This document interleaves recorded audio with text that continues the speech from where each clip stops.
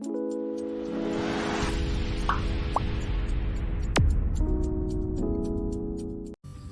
Filter नङाबा गोसोम नुयो आंखौ फिल्टार होखाबाय दा होखाबाय कौन है ये लोग कहां से आते हैं So hello everyone, welcome back to Sia Vlog. So दिनैनि भिडिअआव आं नोंथांमोननो स्कुलफोरनि बागै देखायनो नागिरदों। नोंथांमोना एसे गेस खालामलायदो आं मा स्कुलखौ देखायगोन। So आङो क'क्राझारनि most famous स्कुलखौ देखायगोन आरो नोंथांमोननो डन बस्क' ओमफ्राय UN एकाडेमिखौ। So नोंथांमोना जाय इन्टारेस्टेड भिडिअखौ फार्स्ट टु लास्ट एन्डसिम नायबानो जाबाय आरो आङो भिडिअखौ बाहेरानिफ्रायल' खेबा नोंथांमोननो सिङावबो थांनानै देखायगोन आङो। बेफोर स्कुला बिराद दामिलाय। सोरना फिसाफ्रा बे स्कुलाव फरायो आंनो कमेन्टआव खिथाहरबानो जाबाय आरो ना नायनो हागोन गाइसमोन बेनो जाहैबाय आरो UN एकाडेमिनि मेइन गेटआ UN जायखौ जोङो उपेन्द्रनाथ नेशनेल एकाडेमि होननानैबो मिथियो UN खौ जोङो सर्टआव बुंनाय जाबाय आरो बे स्कुला इस्टाब्लिश जादोंमोन 2002 आव नायनो हागोन नै बरिया साजायबाय आरो ना गेटखौ टाइल्स होजोबनाय दानिया आङो फार्स्टआवनो नोंथांमोननो बायरानि भिउखौ देखायग्रोसै ओमफ्राय आङो बिनि उनाव नोंथांमोननो फारि आङो स्कुल सिंनि भिउखौबो देखायनोसै आरो स' गाइसमोन एबार आङो नोंथांमोननो बेक साइडनिफ्राय देखायनि UN स्कुलखौ बरिया आरोना स्कुला बिराद गिदिरानो स' देखायनि आरोना आं स' नैबे ब्लु कालारथिं जे नुदों बियो पार्किं आरोना बियो UN सिंनि गारि एरि साइकेल एरि दोनजोबो आरो बाव स' नै नायनो हागोन बे बेक साइडनिफ्राय आरोना गोजौ बिल्डिंआ माबासोना बे लेट्रिन टयलेट वाशरुम अबेनि बेबो वाशरुम आङो नै बिथांनावसो सोंनांदों बिथाङा बेयावनो फरायो स' आङो मा औ एबार लास्ट आरोना बेना मालामोनलाय मेनि 27निफ्राय स्टार्ट आरो ओमफ्राय जुननि 10 जोबसिगोन जोंना लास्ट सेमिस्टार एबारावनो एबार लास्ट सेमिस्टार आरोना माखासे क्लिप्सखौ आङो बिथांखौनो लाबोनो थिनबाय स' नायनो हागोन नै बेक साइडनिफ्राय देखायनोसै माखासे नैबे सेकेन्ड गेट आरोना UN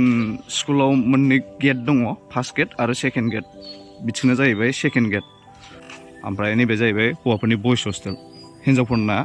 सिङाव आरो नायनो हागोन बे बेक साइडनिफ्रायसो दे मेइन गेटआ बै सिगाङावसोमोन गाइसमोन नैबे जाहैबाय माबा आरोना वेटिं सिट थारमाने बिमा बा माबा स्कुलाव दोनबोग्राफ्रा बेयाव नेनो हागोन आरोना गथ'फोरखौ नेनोबा दानिया आङो स्कुल बाउन्डारि सिङाव हाबफैबाय सिंनि भिउखौ देखायनोसै नोंथांमोननो नायनानै इन्जय खालामबानो जाबाय आरो गाइसमोन आङो जोबोद समायना मोन्दों बे स्कुलखौ आरो नायदो स्कुलखौ थाला नोंथांमोना नुगासिनोखा खय थाला फाग्ला बुंबायलां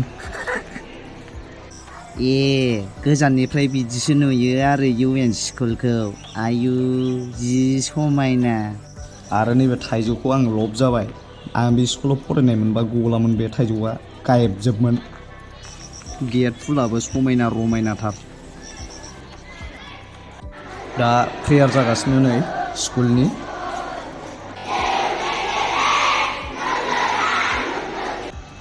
गोजौनिफ्राय माबायदि नुहुरो नायहरनो हागोन नै भिउखौ बे गारि पार्किं आरो ओरै नायहरनो हागोन फुरा बिल्डिंफोरखौ नुहुरजोबो आरो ओरै नायनो हागोन नै आरो बैखौ जे नुहुरदों नैबे बिल्डिंखौ जे नुहुरदों बे प्रिन्सिपालनि न' आरो बे स्कुल बाउन्डारि सिङावनो आरो बेयावनो थायो आरो नैबे UN स्कुलाव क्लासफोरा हाइलि बिथराइनिफ्राय डिग्रिसिम दं आरो सोर फरायनो एडमिसन खालामफैनो हागोन नैबे साइडथिंनिफ्राय साबसिन नुहुरबावबाय नै भिउखौ नायहरनो हागोन बरियासिन नुहुरबावो नै बरिया नुखादों दानिया नैबेफोरो जाहैबाय क्लासरुमफोर आरो मा क्लासनि क्लासरुम जाखो बुजिनो मोनला आङो दानिया बिसोरो जाहैबाय जुग्राफि डिपार्टमेन्टनि स्टुडेन्टफोर आरो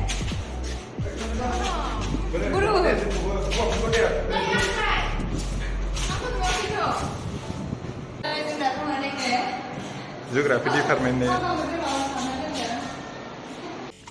जों दा डन बस्क' सफैबाय BBSK आव डन बस्क' क'क्राझार नायनो हागोन नै आं नोंथांमोननो भिउखौ देखायनोसैलाय डन बस्क'निखौबो UN खौ देखायखांबाय दा आङो नोंथांमोननो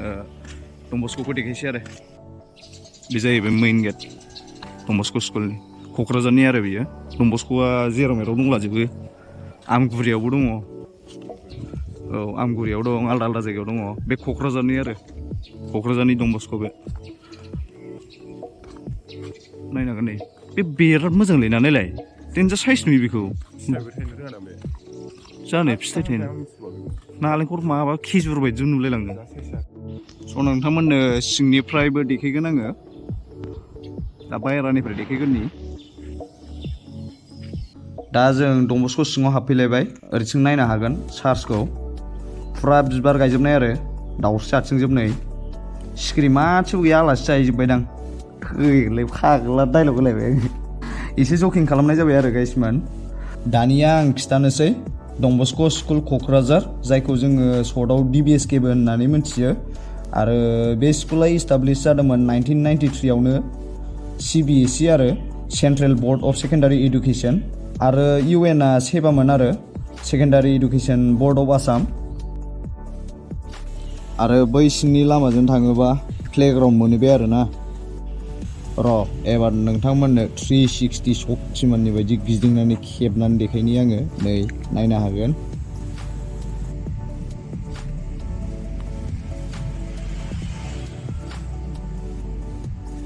सिंनिखौ खेबबाय थायासै आङो क्लासरुमफोरखौ नायनो हागोन नै चार्चखौ दाना बेयावनोबा शुटिंफोर लाफैलायथारो जों जेब्ला फरायदोंमोन होमबा बे चार्चआ कमप्लिटआनो जायाखैमोन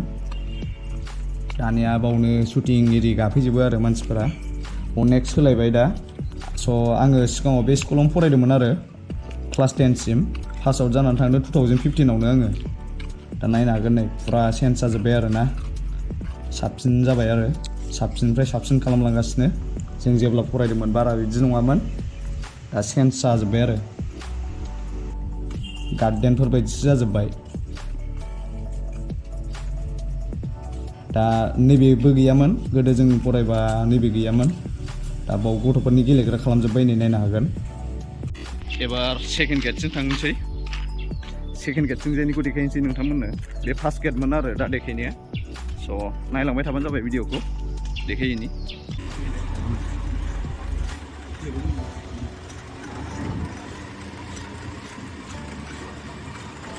नैबे सेकेन्ड गेट सिंनि आरो नै आंबो मोजाङै मिथिला दा आं पास आउट जानानै थांबायना रावबो फरायग्राबो गैला बेयाव आंनि बिनानावाबोथ' पास जानानै थांखांखाबाय नालाय स' बिथिं जिखुनु गथ'फोरनि आरोना सिगाङावथ' ज'जोबसोमोन गथ' गिदिरफोर गासिबो ज'जोबसोमोन बावनो ओमफ्राय दा एक्सट्रा खालामबाय आरो नङाबा क्राउड जायोना एसे ओंखायनो वाव सानराइजजों माजों देन्जार नुबावबायलै सबैनो जोब आरोना नैबे नुहुरनाया गुवारानो आरो ओरै सिं बै सिगांनि दहायनि मेइन गेटआ बेनिफ्राय ओरै फैनानै बैथिं वाल दं आरो ओमफ्राय नैबेबो जोब आरोना ओमफ्राय आरो ओरै दंबावोसो बैसिम लास्टसिम आरो स' सिंनिफ्रायबो देखायनोसै नोंथांमोननो बायह्रानिफ्रायल' देखायबाय थानो जाबाय स' नैबे सेकेन्ड गेट सिंनि आरो बे सेकेन्ड गेट सिंनिया साल्थाथला साइडथिं गोग्लैयो ओमफ्राय बै सिगांथिंनि फार्स्ट गेटआ जाहैबाय सुदेमपुरि लाइनाव गोग्लैयोमोन दा जोङो नै सेकेन्ड गेटआव हाबफैबाय बिथिंजाय गथ'फोरनि आरो सिगाङाव ज'सोमोन बै दहाय आं जे देखायदोंमोन बिथिंसोमोन ज'मोन आरो गिदिर उन्दै ज'मोन दाना उन्दैफोरखौ बुखावबाय आरो दाना नैबे साइडथिं लाबोबाय आरो आलदा बानायबाय आरो बैथिंजाय प्लेग्राउन्ड ओरै नायहरनो हागोन हनै सिगाङाव जेब्ला आं बे स्कुलाव फरायदोंमोन बै पिटि गेलेनाय टाइमखौसो गोसोखाङो आरोना फुरा इन्जय खालामोमोन गोसोखांफिनो आं दाबो दा नै दिनै फैफिननानै आङो गोसोखांफिनजोब्बाय फुरा गेलेयोमोन आरो जोङो फुटबल एरि गेलेजोबोमोन नैबेफोर बिल्डिङा जायाखैमोन होनबा बेयाव जों गेलेयोमोन स' बेनो आरो फिल्डआ सिगाङाव नैबेफोरबो गासिबो फिल्डजोबसोमोन दा नै बाव बिल्डिं जाजोब्बाय आरो बेफोर सेस फिल्डजोबसोमोन आरो सिगाङाव दा एक्सट्रा बानायफैथारबाय बाव नै खनायाव बानायफैनाय जाबाय आरो एक्सट्रा जाबाय दा स' नोंथांमोना माबायदि मोनखो बे भिडिअखौ नायनानै मोजां मोनदोंबा लाइक कमेन्ट शेयार साबस्क्राइब खालामना होबानो जाबाय स' बाय बाय गाइस